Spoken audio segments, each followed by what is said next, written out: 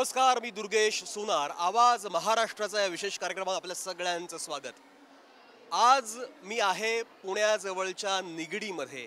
निगडीमधलं हे जे विद्यालय आहे हे विद्यालय आहे ज्ञानप्रबोधिनीचं. आणि आज इथं येण्याचं कारण म्हणजे या ठिकाणी छात्र प्रबोधनच्या रौप्य महोत्सवी वर्षाच्या निमित्तानं कुमार साहित्य संमेलनाचं आयोजन या ठिकाणी करण्यात आलेलं आहे. अत्यंत महत्त्वाची अशी ही घटना मला यासाठी वाटते की ज्या काळामध्ये आता ज्या पद्धतीची ओरड केली जाते की विद्यार्थ्यांचं वाचन कमी होत आहे, विद्यार्थी वाचत नाहीत, विद्यार्थी लिहित नाहीत, विद्यार्थी विचार करत नाहीत, अशी सगळी नन्नाची अवस्था असताना इतक्या मोठ्या संख्येनं विद्यार्थी या ठिकाणी येत आहेत, मराठी साहित्यावरती भरभरून प्रेम करतायत, वाचतायत, लिहितायत, त्यांचे अनुभव आणि त्यांचं सगळं जे एकूण अनुभव विश्व आहे हे मांडण्याचा प्रयत्न करतायत, ते अभिव्यक्त करण्याचा प्रयत्न करतायत. मग त्याचं माध्यम कदाचित गोष्टीचं असेल, कदाचित कवितेचं असेल, कदाचित ललित लेखांचं असेल किंवा कदाचित गप्पा गोष्टींचं असेल. पण ही सगळी मुलं आता विचार करू पाहतायत, ही सगळी मुलं आता लिहू पाहतायत, बोलू पाहतायत. या बोलू पाहणाऱ्या, या लिहू पाहणाऱ्या सगळ्या मुलांशी आज मी बोलणार आहे. आणि त्यासाठी म्हणून आज या निगडीतल्या ज्ञानप्रबोधिनीच्या विद्यालयामध्ये मी आवर्जून या ठिकाणी आलेलो आहे. ही सगळी मुलं तुम्ही पाहत आहात, ही सगळी मुलं ही उद्याच्या आशा आहेत, उद्याच्या आकांक्षा आहेत, रुजणारे अंकुर आहेत. आणि यातूनच कदाचित येत्या काळामध्ये उत्तमोत्तम मराठीमधले साहित्यिक नावारूपाला येतील असा आपल्याला विश्वास नक्कीच वाटू शकतो. या सगळ्या मुलांच्या चेहऱ्यावरती जो आनंद दिसतो आहे, तेज दिसतं आहे, ते मराठी साहित्याचं तेज आहे, मराठी लेखनाचं तेज आहे, ते वाचनाचं तेज आहे. आणि त्यामुळंच खरं म्हणजे ही सगळी मुलं आज माझ्यासोबत आहेत, माझ्याशी बोलणार आहेत आणि या माध्यमातून सगळ्यांशी ते बोलणार आहेत. एकूणच मराठी साहित्याचा विचार करत असताना बालसाहित्याकडे किंवा कुमार वयीन गटाच्या साहित्याकडे जर आपण पाहिलं तर त्या गतीनं ते साहित्य लिहिलं जातं किंवा नाही हा चर्चेचा विषय असू शकतो कदाचित. पण छात्र प्रबोधनसारख्या मासिकानं गेली 25 वर्ष कुमारवयीन वाचकांचा वयोगट लक्षात ठेवून, ज्याला आपण टीन एज असा वयोगट म्हणतो, त्या वयोगटाला समोर ठेवून छात्र प्रबोधननं गेली 25 वर्ष लेखन सेवा ही सुरू ठेवलेली आहे. आणि त्याचा रौप्य महोत्सव साजरा होत असताना हे साहित्य संमेलन होत आहे, ही अत्यंत महत्त्वाची गोष्ट नक्कीच आहे. या सगळ्या मुलांशी आपल्याला बोलायचं आहे आणि मुलं नेमकी कशा पद्धतीने विचार करतायत तेही जाणून घ्यायचं. आपण सुरुवात करूया. सगळ्यात पहिल्यांदा मी या माझ्या मित्राकडे येतोय. छोटा मित्र आहे. काय नाव आहे तुझं? इब्राहिम रमजान शेख. कोणत्या शाळेचा विद्यार्थी आहेस तू? महात्मा ज्योतिबा फुले मूल्य क्रमांक 2. कोणतं गाव आहे तुझं? चिंचवड. चिंचवड मधला आहेस आणि तू आता या संमेलनामध्ये सहभागी होतो आहेस. तू लिहितोस, तू वाचतोस. काय वाचतोस तू? हे असलं पुस्तकं दिल्यात ते वाचतो. तुला कविता आवडतात? कविता वाचतो? हा, वाचतो. अच्छा. अजून एक विद्यार्थी आपल्या सोबत आहे. तुझं नाव काय? अल्ताफ शेख. तुझी शाळा कोणती? महात्मा ज्योतिबा फुले विद्या मंदिर मूल्य क्रमांक 2. तू पण चिंचवडच्याच शाळेमधला विद्यार्थी आहेस. तुला लिहायला आवडतं? हो, लिहायला वाचायला दोन्ही. काय लिहितोस तू साधारण? साधारण अशा गोष्टी कोणी सांगितलेल्या ते लक्षात आणून लिहत बसतो आणि तेच पाठ करून मॅडम सरला सांगतो. अजून काय बी तेच वाचून मी दुसऱ्यांना सांगतो आणि काय जोक असले ते बी माझ्या मित्रांसंग शेअर करतो. एकूण जे वाचायला मिळतं आहे ते वाचण्याचा या मुलांचा प्रयत्न आहे. काही विद्यार्थिनी सुद्धा माझ्यासोबत आहेत, त्यांच्याशी आपण बोलूया. तुझं नाव काय? समृद्धी दीपक देशमुख. तू कोणत्या शाळेतली विद्यार्थिनी आहे? कितवीमध्ये शिकतेस तू? मी 7वी मध्ये आहे आणि चाळीसगावची विद्यार्थिनी आहे, हरणाताई जोशी प्राथमिक विद्यालय. तुला लिहायला आवडतं, तुला वाचायला आवडतं. काय वाचतेस तू? हो, मी कथा वाचते, कविता वाचते. कोणाचं तुला छान असं लिहिलेलं आवडलेलं आहे? कोणत्या लेखकाचं, कोणत्या कवीचं? अरुणा ढेरे, वि. स. खांडेकर, कुसुमाग्रज यांचे. तुला एखादी कविता आठवते? कोणती कविता म्हणू शकशील तू? नाही, आता तरी आठवत नाही. आता तरी आठवत नाही, पण एकूण तुला वाचायला आवडतं, लिहायला आवडतं. तुझं नाव काय? प्रज्ञा ज्ञानेश्वर देवरे. तू कोणत्या शाळेतली विद्यार्थिनी आहे? कोणत्या गावातून तू इकडे आलेली आहेस? चाळीसगावातली विद्यार्थिनी. मी हरणाताई जोशी प्राथमिक विद्यालयाची. तुला लिहायला आवडतं, वाचायला आवडतं. काय वाचतेस तू? कविता, ललित लेख वगैरे सगळं. सगळं सगळं जे जे वाचता जे वाचता आलं ते वाचते. रहस्य सुद्धा आवडतं तुला? कोणत्या स्वरूपाचं रहस्य आवडतं? म्हणजे जुन्या ऐतिहासिक गोष्टी वगैरे ज्या टीव्हीत दाखवल्या जातात, अजून कथा ज्या रहस्यमय कथा पुस्तकांमध्ये लिहिलेल्या जातात त्या सगळ्या आवडतात. कविता आवडते? कविता? हो. कोणत्या स्वरूपाच्या कविता कुणाकुणाच्या कविता तू वाचल्यात किंवा एखादी कविता तुला आठवते की तुला छान अशी आवडलेली कविता आहे? शांता शेळके वगैरे सगळ्यांचे आवडलेलं आहे. त्याच्यातली शांता शेळकेंनी लिहिलेली पावसात खंडाळा आम्हाला जी आता 7वीला शिकतोय आम्ही त्याच्यात आहे ती. म्हणता येईल? हो. हिरवी झाडी पिवळा डोंगर निळी सावळी धरी ब्रेट बांबूचे त्यातून वाजे वाऱ्याची पावरी कबीन काळ्या खडकामधून फुटत दुधाचे झरे संतपणाने गिरक्या घेती शुभ्र शुभ्र पाखरे सोनावळीच्या सोन फुलांचा बाजूच तापा उभा तलमधुक्यांची निळसळ मखमल उडते बिडते नभा. एवढी आठवते आता मला. छान म्हटलेली आहेस कविता. म्हणजे पहा की मुलं वाचतात, म्हणजे अभ्यासक्रमातली शांता शेळकेंची कविता या मुलींनी वाचली, ती आत्मसात केली, ती पाठ केली आणि ती तितक्याच आत्मविश्वासाने सादर सुद्धा करू पाहते आहे. या साहित्य संमेलनामध्ये ही सगळी मुलं जी सहभागी झाली आहेत त्याच्यामध्ये ते फक्त वाचणारच नाही आहेत तर त्यांच्या लेखनाची कार्यशाळा सुद्धा असणार आहे. म्हणजे एखादा अनुभव कवितेमधनं कसा मांडायचा आहे, एखादा अनुभव ललित लेखाच्या माध्यमातून कसा मांडायचा आहे किंवा गोष्टीच्या माध्यमातून कसा मांडायचा आहे, या स्वरूपाची कार्यशाळा या साहित्य संमेलनामध्ये होणार आहे. आणि त्यासाठी म्हणून या मुलांच्या सोबतीला काही साहित्यिक सुद्धा आहेत. ते साहित्यिक या मुलांसोबत गप्पा मारणार आहेत, त्यांचे अनुभव त्यांच्यासोबत ते शेअर करणार आहेत. आणि कुठेतरी मला असं वाटतं की मुलांच्या मधला हा जो आत्मविश्वास आहे हा आत्मविश्वास दुणावा यासाठी म्हणून कदाचित या साहित्य संमेलनाचा नक्कीच उपयोग होऊ शकतो. आणखीन काही विद्यार्थिनी माझ्यासोबत आहेत. तुझं नाव काय? नेहा केदार तापीकर. तुझं शाळा कोणती, कोणतं गाव तुझं? ज्ञानप्रबोधिनी नवनगर विद्यालय आणि याच शाळेमधली तू विद्यार्थिनी आहे. कितवीत शिकतेस? 7वी. तुला काय आवडतं लिहायला, काय आवडतं वाचायला? कविता आणि गोष्टी लिहायला आवडतात. तू स्वतः लिहिते? काय लिहिलंस तू? आतापर्यंत 7-8 कविता लिहिल्यात आणि गोष्टी लिहिल्यात 2. अरे वा वा, छान. 2 गोष्टी लिहिलेल्या आहेत, 7-8 कविता पण लिहिल्या आहेत. काय कवितेचा विषय तुझा होता बरं? पाऊस, वारकऱ्यांची वारी, अजून गणपतीची आरती, सरस्वतीची आरती, असे वेगळे. तू आरती पण लिहिलेली आहेस? तुला म्हणता येईल एखादी आरती? तुला पाठ आहे? हो. म्हण बरं. तू बुद्धीचा दाता, तू कार्तिकेयाचा भ्राता, जय देव जय एकदंता, गजानन वक्रतुंड विनायक, धावून येता भक्तांची हाक, अनेक रूपे तुझी तू आहेस एक, असुरांना असतो नेहमी तुझाच धाक. छान. तू खूप सुंदर पद्धतीने आरती लिहिलीस तू आणि गोष्टी पण लिहिल्यात. काय गोष्टीचा विषय तुझा होता मला सांग बरं. प्रासंगिक कथा लिहिली, त्यात आदिवासींबद्दल लिहिलंय. आम्ही शिबिरात गेलो होतो तेव्हा. अच्छा. आणि मग तू कशा पद्धतीची त्याची मांडणी केली आहे, सुरुवात कशी केली, म्हणजे तुला सुचली कशी ही गोष्ट मला सांग बरं. सुरुवातीला आम्ही तिकडे त्या शिबिरात आमच्या आदिवासी पावरा आदिवासींसोबत खेळलो होतो आणि मग आदिवासींना कसं पुढे नेलं पाहिजे, त्यांना शिकवलं पाहिजे ते लिहिलंय. अरे वा वा, खूप छान खूप छान. हे पहा की ही छोटी मुलगी आहे आणि कशा पद्धतीने ती विचार करते. तिने 2 गोष्टी लिहिल्या आहेत, आरती सुद्धा लिहिलेली आहे. म्हणजे एवढ्या छोट्या वयामध्ये, एवढ्या लहान वयामध्ये मुलांना ती जाणीव, ती जाण ही या माध्यमातून मिळते आहे. ही नक्कीच मराठी साहित्याच्या दृष्टिकोनातनं चांगली अशी गोष्ट म्हणायला लागेल. आणखीन काही विद्यार्थिनी माझ्यासोबत आहेत. तुझं नाव काय? माझं नाव महिका मकरंद गोखले. कोणत्या शाळेतली विद्यार्थिनी आहे? कितवीमध्ये शिकतेस तू? आता 8वीमध्ये शिकते आणि मी चिपळूणमधल्या युनायटेड इंग्लिश स्कूलमध्ये शिकते आता. तू स्वतः लिहिते, तू स्वतः वाचतेस? पुस्तकं वाचायला आवडतात, कविता वगैरे नाही. कविता नाही आवडत तुला? वाचायला आवडतात पण केल्या नाही कधी. कविता वाचायला आवडतात पण केलेल्या नाही आहेत, ठीक आहे. पण मला एक सांग, तू वाचतेस, तुला वाचायला आवडतं असं तू म्हणतेस. कोणाचं तुला लिहिलेलं फार आवडलेलं आहे? एखादी गोष्ट असेल किंवा एखादं काहीतरी कादंबरी असेल, हां, काय तुला आवडलंय? कोणाचं लेखन आवडलेलं आहे? APJ अब्दुल कलामांचं अग्निपंख पुस्तक आहे, ते आवडलं वाच.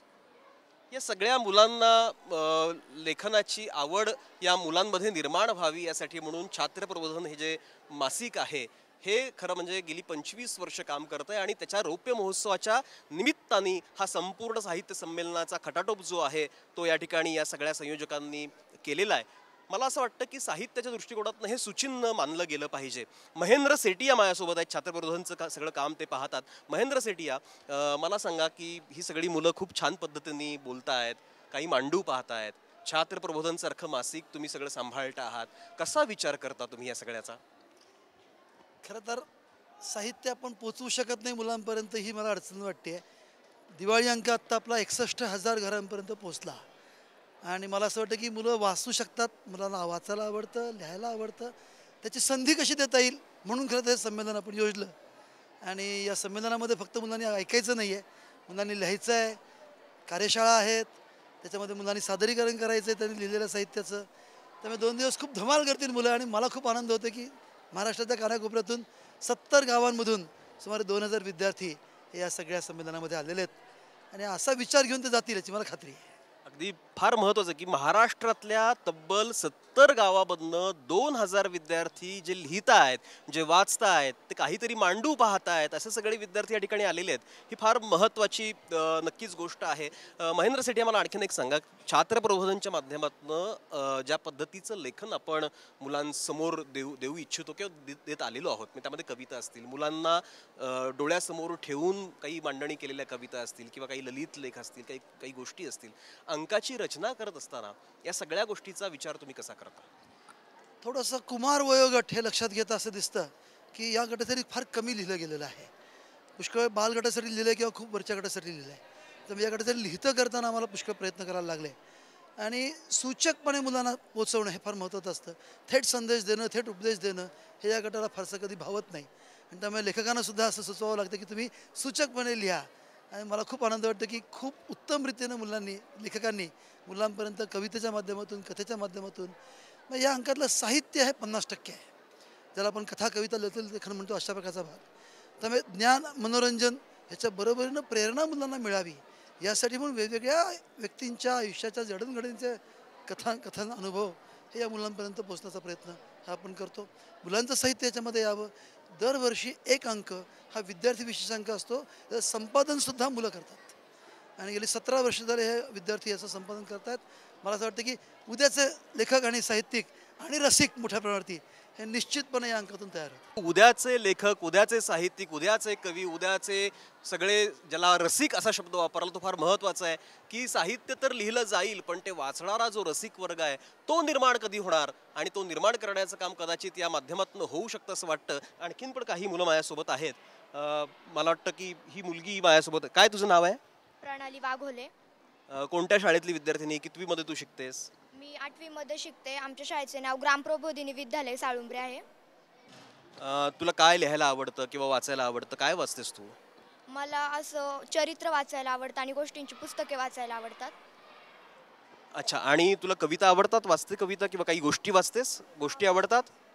कोणत्या गोष्टी वाचते? मी असे चरित्र किंवा असे छोटे मुलांच्या ज्या गोष्टी असतात, ज्या आमच्या ग्रंथालयात उपलब्ध पुस्तकं आहेत त्यातली वाचते. आता तू या साहित्य संमेलनामध्ये आलेली आहेस, इथं तुला काही साहित्यिक भेटणार आहेत, त्यांच्याशी तू गप्पा मारणार आहे, तुझ्यासारखे विचार करणारे तुझे सगळे मित्र तुझ्यासोबत आहेत. कसं तू या सगळ्याकडे पाहतेस? काय तुझं मनामध्ये तुझ्या सध्या चाललेलं आहे? मला असं वाटतं की आम्ही जे पुस्तके वाचतो त्यातून जी प्रेरणा आम्हाला मिळते, आम्हाला जे आता साहित्यिक भेटणार आहेत त्यांनी आम्हाला जी प्रेरणा देतात ते आमच्यासाठी खूप पुढे जाण्याचं खूप भविष्य आहे. आमच्यासाठी जे भविष्यात घडणार आहे त्यातून आम्हाला ते प्रेरणा देणार आहेत आणि आम्ही हेच प्रेरणा घेऊन पुढे जाणार आहोत. आम्हाला प्रेरणा यातनं मिळणार आहे आणि ही प्रेरणा घेऊन आम्ही पुढे जाणार आहे असं ही विद्यार्थिनी म्हणते. आणखीन 2 मुलं माझ्यासोबत आहेत, म्हणजे बाकी खूप सारी मुलं आहेत, पण या 2 मुलांशी पण मला बोलायचं आहे. बघापासून हा छान हसतो पण आहे, किती सुंदर हसतोय पहा. हे जे निरागस हसणं आहे ना, मला फार आवडलं. तुझं नाव काय? शार्दूल खरे. कितवीत शिकतोस तू? 8वी. 8वी मध्ये शिकतोस. तू लिहितोस का रे स्वतः? नाही, लिहित नाही, पण मी असं नाट्यछटा, नाटकात वगैरे काम करतो आणि मला काम करायला आवडतं. नाटकामध्ये काम करायला तुला फार आवडतं, म्हणजे तू खूप नाटकी आहेस तर एकूण, नाही का? हां, बघा किती छान हसला. नाटकामध्ये तू बालनाट्य वगैरे पाहिली असशील, तू स्वतः काम केलेलं असशील. कोणत्या नाटकात काम केलंस? मी आपल्या आयुष्यातला खरा सुपर हिरो कोण या नाटकात काम केलं होतं. मी त्याच्यामध्ये निवेदक होतो, तर मला ते नाटक मला खूप आवडलं होतं. त्यातला एखाद दुसरा संवाद म्हणून दाखवशील आम्हाला? आठवतोय का विसरलायस? हां, थोडा आठवतोय. नमस्कार नमस्कार नमस्कार नमस्कार, सुस्वागतम. आजच्या या आपल्या कार्यक्रमात मी निवेदक शार्दूल खरे आपणा सर्वांचं मनापासून स्वागत करतो. आजच्या या कार्यक्रमाचं नाव आहे, तो खिशातून चिठ्ठी काढतो. आजच्या आपल्या कार्यक्रमाचं नाव आहे पिवळी चड्डी. अरे काय आहे? अर्धा किलो साखर. अरे हे नाव काय आहे? आपल्या आयुष्यातला खरा सुपर हिरो कोण? हा, आपल्या आयुष्यातला खरा सुपर हिरो कोण? मस्त वा वा. म्हणजे तुला बघा, म्हणजे त्या निवेदकाच्या खिशामध्ये जी चिठ्ठी असते त्या चिठ्ठीमध्ये त्या कार्यक्रमाचं नाव खरं तर लिहिलेलं असलं पाहिजे असतं, पण त्यात काहीतरी वेगळीच यादीच त्याला मिळते आणि मग त्यातनं गमती जमती होतात. तो सुपर हिरो असतो. छान तू केलेलं आहेस. तुझं नाव काय बाळ? सुखदा भावे. कितवीत शिकतेस तू? 8वी. 8वीमध्ये शिकतेस. तुला लिहायला आवडतं, तुला वाचायला आवडतं, तुला काय नेमकं आवडतं? म्हणजे मला वाचायला पण आवडतं, लिहायला पण आवडतं. तू काय लिहितेस? मी कविता लिहिते आणि मी म्हणजे ज्ञानप्रबोधिनीनेच आयोजित केलेल्या हस्तलिखिताचं मी एक गोष्ट लिहिली होती. गोष्ट लिहिली आहेस तू? छान वा वा. काय विषय होता गोष्टीचा? एक आजी असते, तर मग तिचा मुलगा म्हणजे परदेशी शिकायला गेलेला असतो आणि ती तिच्या आठवणीमध्ये गेलेली असते आणि म्हणजे तोचा मुलगा परत येण्याची ती वाट बघत असते. अशी थोडीशी बॅकग्राऊंड होती. अच्छा. आणि तू कविता पण लिहिते आहेस.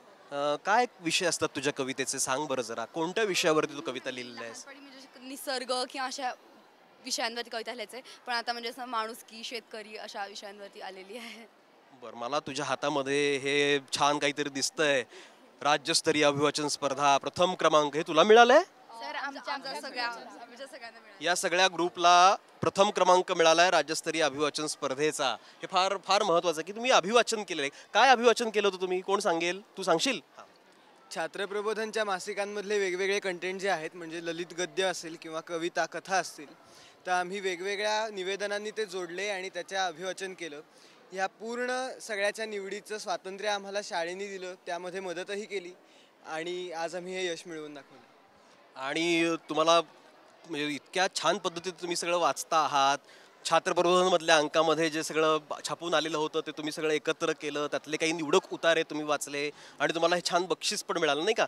मला परत तुझ्याकडे यायचं आहे. हां, कारण तू कविता लिहितेस म्हणाली की नाही? तुला स्वतःची कविता पाठ आहे का एखादी? एक पण नाही. मला एक पण नाही माझी पाठ. असं कसं काय चालेल? आपली कविता आपल्यालाच पाठ पाहिजे तर लोक पाठ करणार नाही का? तर त्यामुळे आपण लिहितो, आपण वाचतो, तसं आपलं स्वतःचंही काहीतरी थोडंफार आपल्याला पाठ असलं पाहिजे. तुझं नाव काय बाळ? रेवती ताम्हनकर. कितवीत शिकतेस तू? 9वी.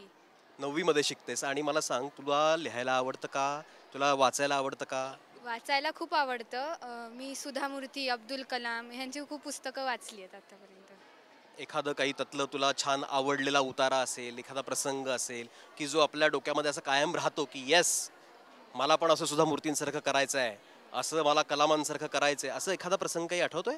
प्रसंग नाही, पण सुधा मूर्तींनी त्यांच्या प्रत्येक गोष्टीमध्ये त्यांची जी भोळेपणा वगैरे आहे की जेव्हाही त्या कोणाला भेटायला जायच्या तेव्हा स्वतःचे कॅरेक्टर विसरून त्या त्यांच्यामध्ये मिसळायच्या आणि त्या माणसांना म्हणजे त्या आदिवासी लोकांना भेटल्या, गरीब मुलांना भेटल्या, त्यांच्यामध्ये त्या मिळून मिसळून राहायच्या. आता मला असं वाटतं की सामाजिक काम हे त्यांच्याकडून शिकायला खूप चांगलं आहे. त्या खूप मदत करतात. त्यांची इन्फोसिस फाउंडेशन आहे, त्या मुलांना NGOजमधनं काम करून सगळ्यांना मदत करतात. हे मला त्यांचं खूप आवडतं. अब्दुल कलामचं म्हणायला गेलं तर ते मिसाईल मॅन, ते आमच्यासाठी मिसाल आहेत असं म्हणू शकतो आपण. त्यांनी जे कार्य केलं आहे आपल्या देशासाठी ते स्पीचलेस आहे. म्हणजे आत्ताचे किती जण आपला भारत देश सोडून अमेरिकासारख्या देशामध्ये जाऊन राहतात आणि तिथे त्यांचं प्रगती करतात. पण अब्दुल कलाम हे अशी एक व्यक्तिमत्व आहे की ज्यांना परदेशातून खूप ऑफर झाल्या पण त्यांनी त्या रिजेक्ट केल्या आणि ते म्हणले की मी माझ्या भारताला वाढवणार आणि मी तिथेच काम करून आपल्या देशाला प्रगत करणार. पण अनफॉर्च्युनेटली ते आपल्यामध्ये राहिले नाही. पण जर आत्ता तो माणूस ह्या आत्ता आपल्याबरोबर असताना तर आपला भारत पण अमेरिकेसारखा झाला असता. अगदी बरोबर की भारत सुद्धा अमेरिकेसारखा झाला असता.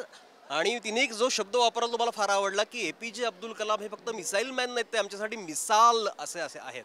आणि इतक्या छान पद्धतीने ही सगळी मुलं खरं व्यक्त होत आहेत, बोलू पाहत आहेत. आणि या मुलांसोबत कायम संवाद साधणाऱ्या 2 मराठीतल्या चांगल्या नामवंत लेखिका माझ्यासोबत आहेत. एक आहेत अश्लेषा महाजन आणि एक आहेत संगीता बर्वे. या दोघींशी जो मला बोलायचं आहे. अश्लेषा महाजन, तुम्ही सातत्यानं या मुलांच्या संदर्भामध्ये टीन एज असं लक्षात ठेवून, म्हणजे कुमारवयीन असं सगळं लिहित असता. छान कविता तुम्ही मुलांसाठी लिहिलेल्या आहेत. कसं सगळं या मुलांच्या संदर्भामध्ये तुम्ही विचार करता किंवा पाहता आहात सगळं? मला असं वाटतं की हा जो वयोगट आहे हा अतिशय संवेदनशील वयोगट आहे. कारण बालपणाचं जे बोट आहे ते त्यांचं सुटलेलं आहे, म्हणजे चिवकाऊच्या गोष्टीतून ते बाहेर पडलेले आहेत आणि तरुणपणाचं जे क्षितिज असतं ते अजून लांब आहे. त्यामुळे ही जी मधली अवस्था आहे ती अवस्था म्हणजे हा कुमार गट आहे आणि त्या कुमार गटाच्या भावविश्वातलं असं काहीतरी लिहिणं म्हणजे त्याच्यात विचार तर असला पाहिजे पण खूप अवघड असता कामा नये. अशा पद्धतीचं लेखन करणं खरंच कधी कधी आव्हानात्मकच ठरतं आणि मी ते करत असते. त्या संदर्भातल्या मी 2च ओळी म्हणून दाखवते. या मुलांच्या संदर्भातल्या आहेत.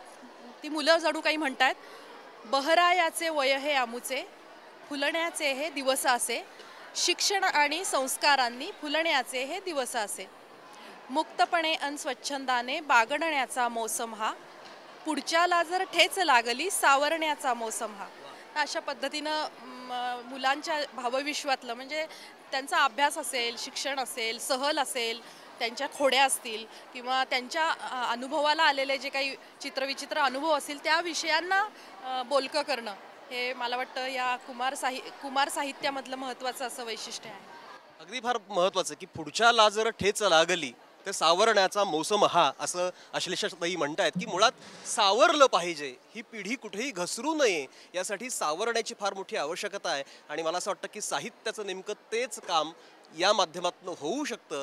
डॉक्टर संगीता बर्वे, तुम्ही सुद्धा छोट्या मुलांसाठी, कुमारवयीन या सगळ्या मुलांसाठी म्हणून बरंच सारं आत्तापर्यंत लिहिलेलं आहे, सातत्यानं तुम्ही गांभीर्यानं लिहिलेलं आहे. कसा तुम्ही विचार या सगळ्या गोष्टीचा करता आहात, त्या मुलांकडे पाहत आहात? खरं तर लहान मुलांसाठी साहित्य तसं बऱ्यापैकी लिहिलं जात आहे, मोठ्यांसाठी लिहिलं जात आहे, पण या वयोगटासाठी साहित्य त्या प्रमाणामध्ये लिहिलं जात नाही असं मला वाटतं.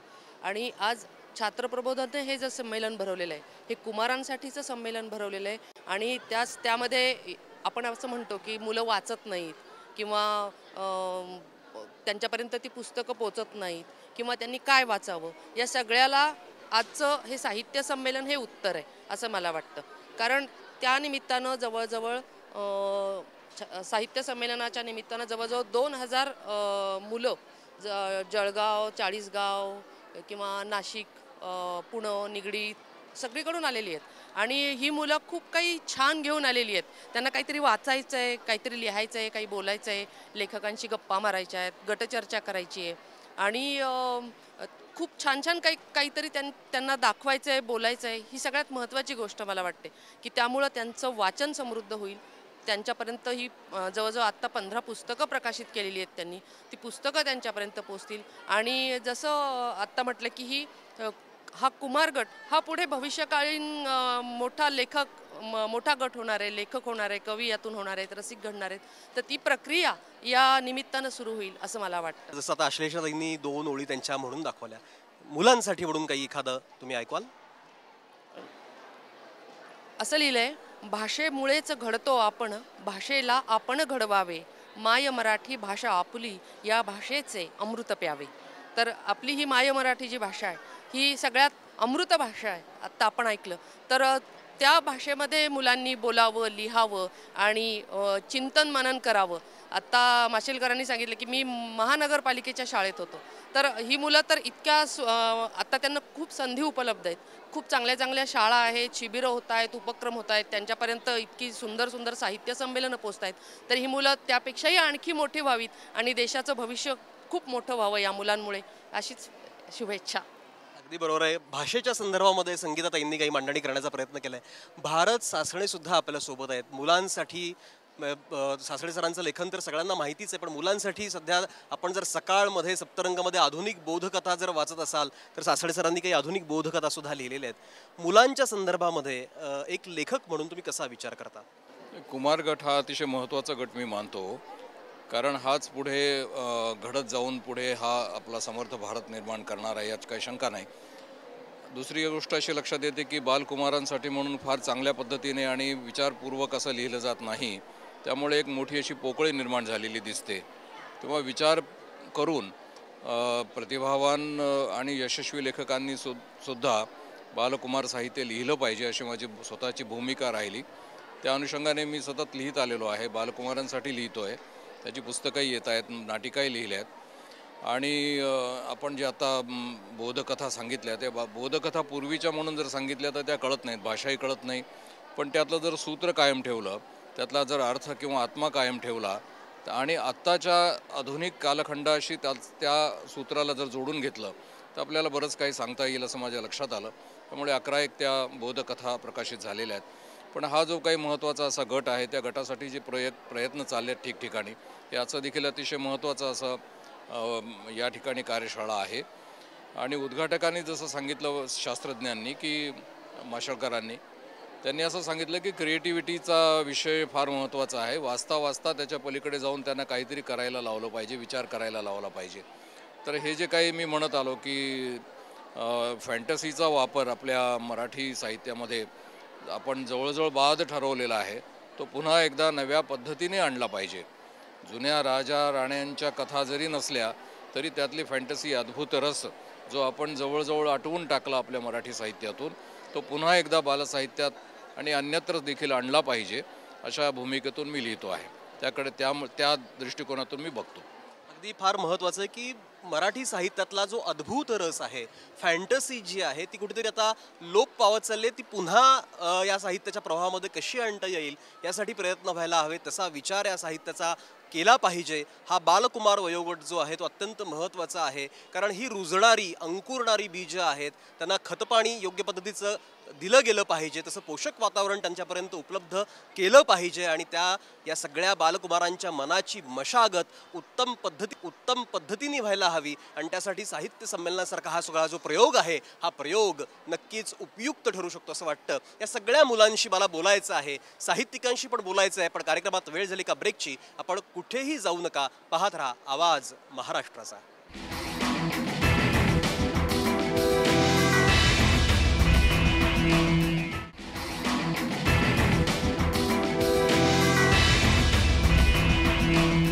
नमस्कार. ब्रेक नंतर आपल्या सगळ्यांचं पुन्हा एकदा स्वागत. आज मी जो आहे तो निगडीतल्या या ज्ञानप्रबोधिनीच्या विद्यालयामध्ये आहे, आणि कारण या ठिकाणी कुमार साहित्य संमेलन होत आहे. या कुमार साहित्य संमेलनामध्ये जसं मगाशी महेंद्र सेठिया सांगत होते की महाराष्ट्रातल्या 80 गावातले जवळजवळ 2000 विद्यार्थी या कार्यक्रमामध्ये, या संमेलनामध्ये सहभागी झाले आहेत. ही सगळी जी मुलं आहेत ही लिहू पाहत आहेत, ही सगळी मुलं काहीतरी वाचू पाहत आहेत, ही सगळी मुलं काही ना काही व्यक्त होऊ पाहत आहेत.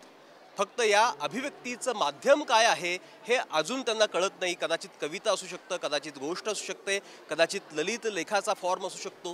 कुमार साहित्य संमेलनासारखं हे जे व्यासपीठ आहे, हे जे माध्यम आहे, हे त्या दृष्टिकोनातून अत्यंत महत्त्वाचं ठरेल.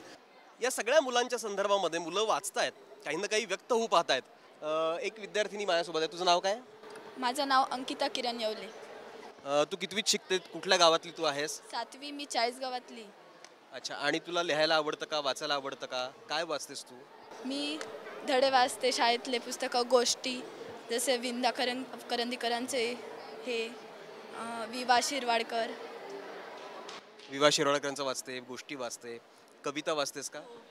कोणाच्या कविता तुला आवडलेल्या आहेत? मला विजय जोशी, दुर्गेश सोनार, शांता शेळके.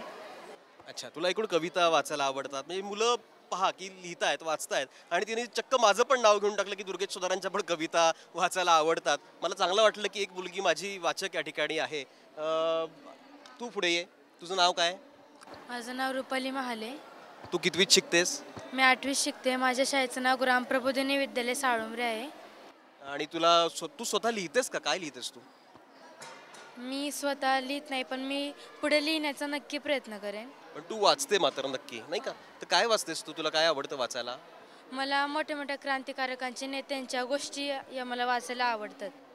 क्रांतिकारकांच्या नेत्यांच्या गोष्टी वाचायला या मुलीला आवडतात. कारण मुळात एक आहे की हे जे क्रांतिकारक असतात किंवा जे मोठमोठ्या व्यक्ती असतात, त्यांचं एकूण जे चरित्र आहे ते आपल्याला प्रेरणा देणारं असतं, आणि साहित्यातून प्रेरणा मिळाली पाहिजे हाच मुळात साहित्याचा हेतू असतो. आणि त्या दृष्टिकोनातून या कुमार साहित्य संमेलनाकडे सुद्धा पाहिलं पाहिजे. हा मुलगा आता ही ट्रॉफी घेऊन इथं उभा आहे आणि तो पण हसतो या मुलासारखा छान. काय नाव आहे तुझं? मल्हार संत. आणि मी पुण्यातल्या मासा गोळवलकर गुरुजी विद्यालयाचा विद्यार्थी आहे. कितवीत शिकतोस रे बाळा तू? 8वी. 8वी मध्ये शिकतोस. तुला काय आवडतं? लिहायला आवडतं की वाचायला आवडतं? मी ॲक्च्युली दोन्ही करतो. म्हणजे आत्तापर्यंत मी काही गोष्टींवर आधारित किंवा काही पुस्तकांवर आधारित 1-2 नाटकं लिहिलेली आहेत, काही मनानेच लिहिलेली आहेत. तू नाटकं लिहिलेली आहेस? काय सांगतो? 10-15 मिनिटाची अशीच. काय विषय आहे तुझ्या नाटकाचा? आता दिलीप प्रभावळकरांचं जे बोक्या सातबंड पुस्तक होतं तर त्यातल्या एका गोष्टीवरती मी नाटक लिहिलेलं. तर आणि त्याच्या आधी एक यांचं माधुरी पुरंदर यांचं एक पुस्तक आहे लालू बोक्याची गोष्ट म्हणून. तर त्या पुस्तकावरती पण मी एक नाटक लिहिलेलं.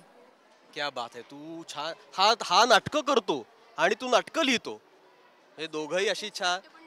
अभ्यास नाट्य पण लिहितो. अभ्यास नाट्य म्हणजे काय प्रकार आहे रे? अभ्यास नाट्य. आता हा अभ्यास नाट्य असं म्हणाला. आता माझ्यासारख्या माणसाला अभ्यास नाट्य काही कळत नाही बाबा, मला नाटकं कळतात. हां, अभ्यास नाट्य काय असतं? जे आपला जो शाळेचा अभ्यासक्रम आहे तो सगळा आपल्याला म्हणजे नाटकाच्या माध्यमातून जर कळला तर आपल्याला मुलांना ते जास्ती समजू शकतं असं त्यांचं मत आहे. त्यामुळे ते दरवर्षी अभ्यास नाट्य स्पर्धा घेतात आणि गेली जवळपास 3-4 वर्षे आम्ही त्या स्पर्धेमध्ये भाग घेतोय आणि गेल्या 2 वर्ष आम्हाला त्याच्यात बक्षिसं पण मिळालेली आहेत. अरे वा वा, छान. हा पण एक चुणचुणीत मुलगा मला दिसतोय. काय रे बाळा नाव तुझं? मी मिहीर काणे. कितवीत शिकतोस तू? इयत्ता 9वी याच शाळेतला विद्यार्थी आहे, ज्ञानप्रबोधिनी नवनगर विद्यालय. आणि तुला लिहायला आवडतं की वाचायला आवडतं? मला कविता वगैरे पाठांतर करायला आवडतं. कविता पाठांतर करायला आवडतात. कोणती कविता तुला पाठ केलेली आठवते आता सध्या, तू म्हणू शकतोस? मला इयत्ता 7वीतली यशवंत पेंढारकरांची कविता मला आवडते. आई कविता, ती म्हणू का? आई म्हणून कोणी आईस हाक मारी, ती हाक येई कानी मज होई शोककारी. नोहेच हाक माते नाही कुणी कुठारी, आई कुणा म्हणू मी आई घरी न दारी. ही न्यूनता सुखाची चित्ता सदा विदारी, स्वामी तिनी जगाचा आई विना भिकारी. वात्सल्य हे पशूंचे मी रोज रोज पाही, पाहुनी अंतरात्मा व्याकुळ मात्र होई. किती सुंदर पद्धतीने हा मुलगा छान कविता यांनी म्हटलेली आहे. यशवंतांची कविता जी अत्यंत गाजलेली कविता आहे, आईच्या संदर्भातली कविता आहे. खूप छान तू म्हटलेलं आहेस. ही विद्यार्थिनी बोटवर करते आहे. काय तुझं नाव आहे? माझं नाव मृगाक्षी भावे. तू कितवीमध्ये शिकतेस? मी 9वी मध्ये शिकते. आणि तू स्वतः लिहितेस का, वाचतेस का? काय लिहायला तुला आवडतं, काय वाचायला तुला आवडतं? मी स्वतः लिहित नाही, वाचत नाही, पण मला वक्तृत्व आणि नाट्याची प्रचंड आवड आहे. तुला वक्तृत्व आणि नाटकाची प्रचंड आवड आहे, पण तुला लिहायला आवडत नाही, तुला वाचायला आवडत नाही. मग वक्तृत्व कसं काय येणार? नाही का, त्यासाठी वाचलं पाहिजे. त्यामुळे तू वक्तृत्वाची, आता तू म्हटलीस की वक्तृत्वामध्ये तू आहेस, कशी तयारी करतेस मग त्याची? वक्तृत्वाची मी आत्तापर्यंत एकही वक्तृत्व किंवा नाट्यछटा आत्तापर्यंत पाठ केलेली नाही.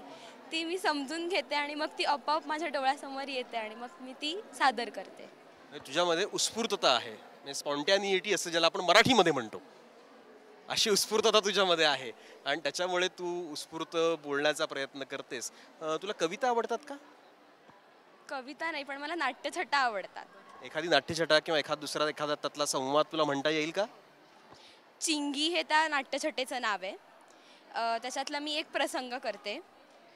एकदा मी आणि माझी आजी मारुतीच्या देवळात गेलो होतो.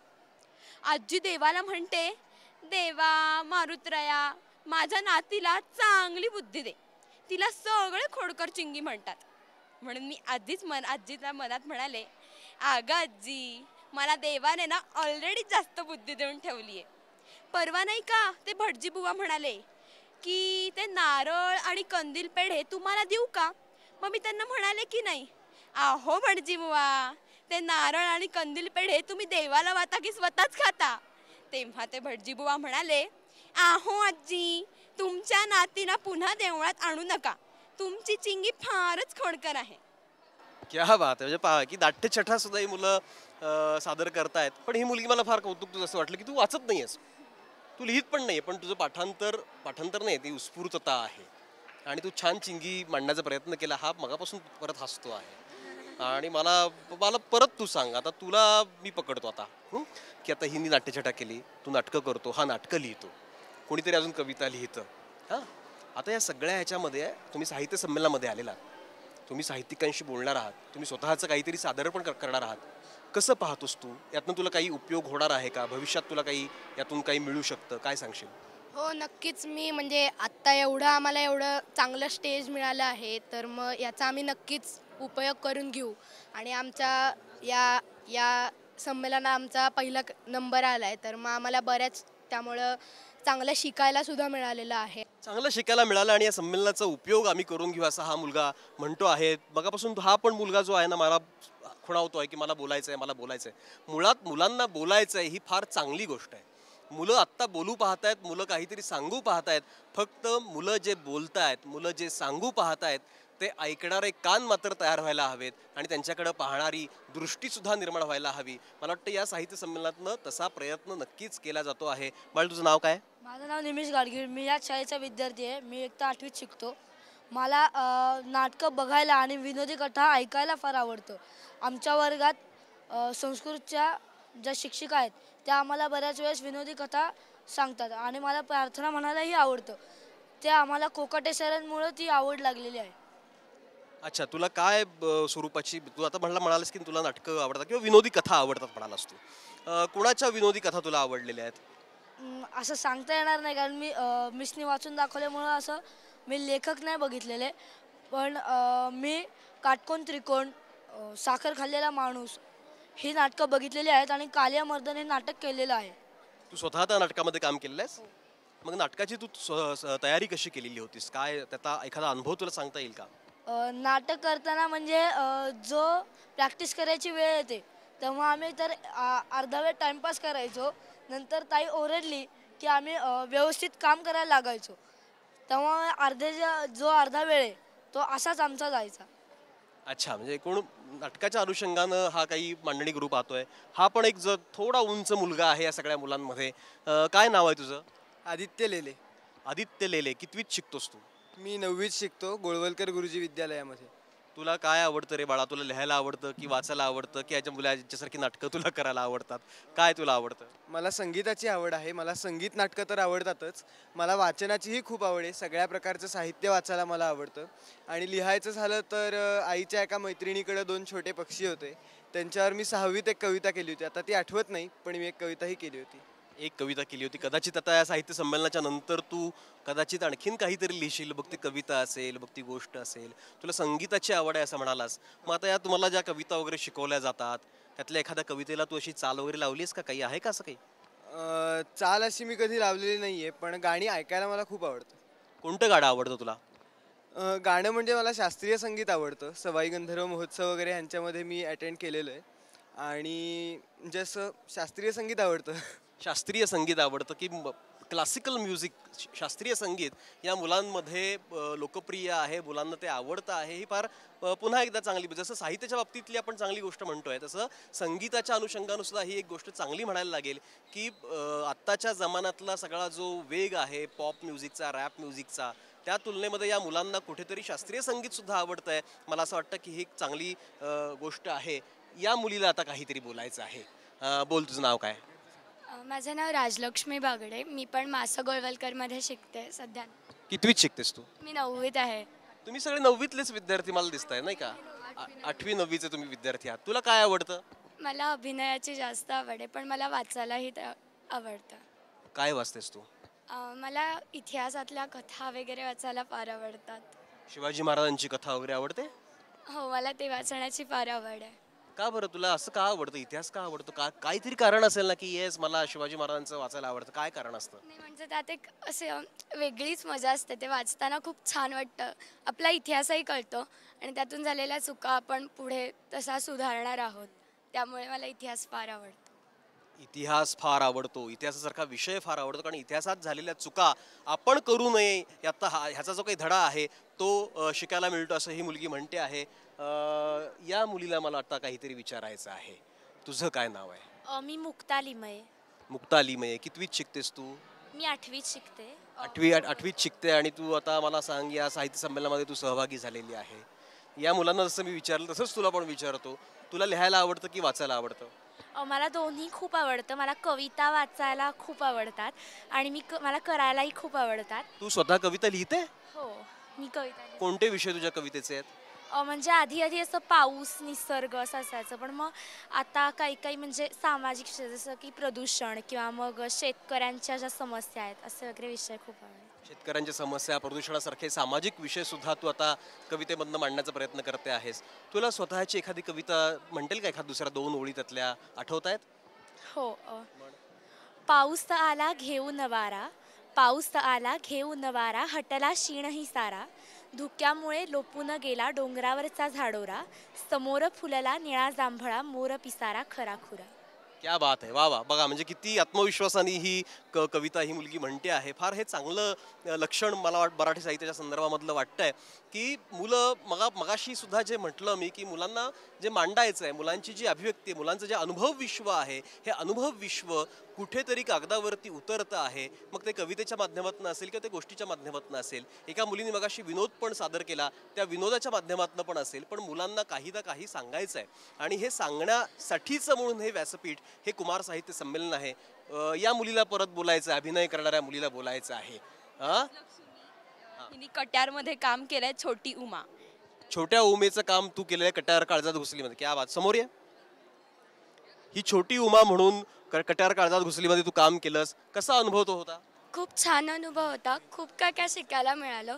खूप मोठ्या माणसांना भेटायला मिळालं. मला फार आनंद वाटतं. अच्छा, पण तू मला एक सांग, तू कितवीत शिकतेस? तू 8वीत आहेस, 9वीत आहेस? 9वीत आहे मी. आणि तू पण याच शाळेतली विद्यार्थिनी आहेस.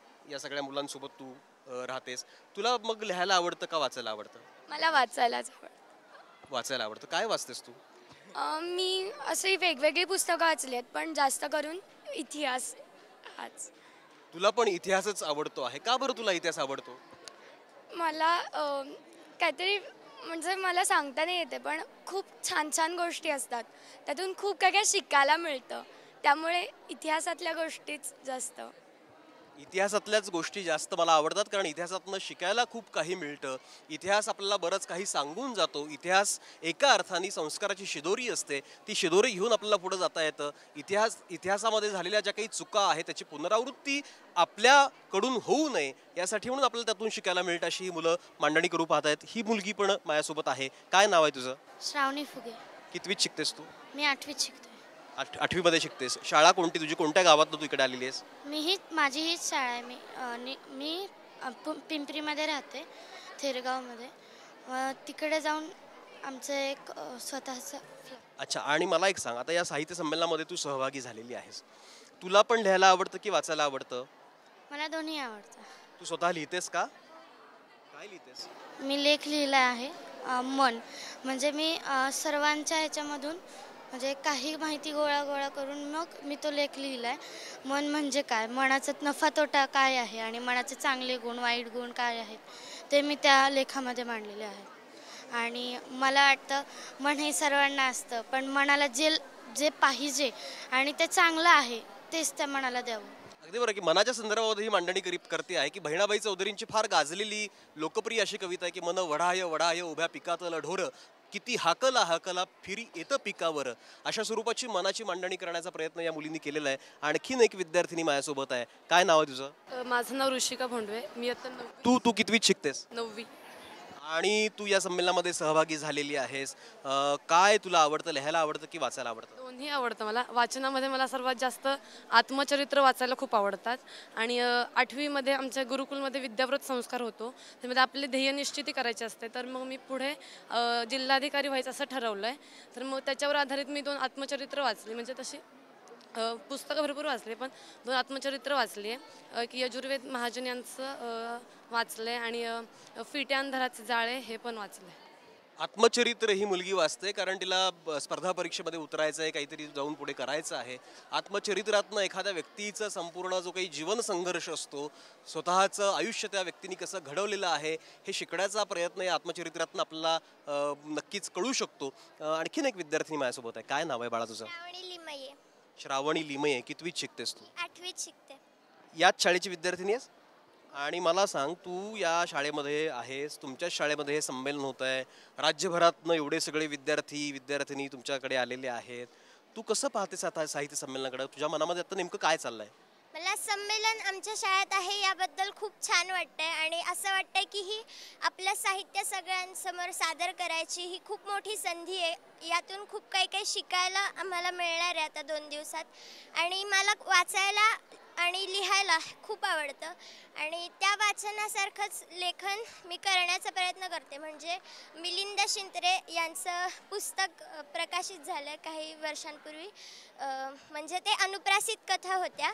तर ते पुस्तक वाचून मी अनुप्रासित कथा लिहिण्याचा प्रयत्न केला आणि मला कविता लिहायला सुद्धा आवडतं. मग आता हे संमेलन झाल्यानंतर यातून काय शिकायला मिळालं, प्रत्येक मान्यवर वेगवेगळे मोठे मोठे व्यक्ती मला भेटले, त्याबद्दल मला काय वाटलं हे पण मी लिहिण्याचा प्रयत्न करेन.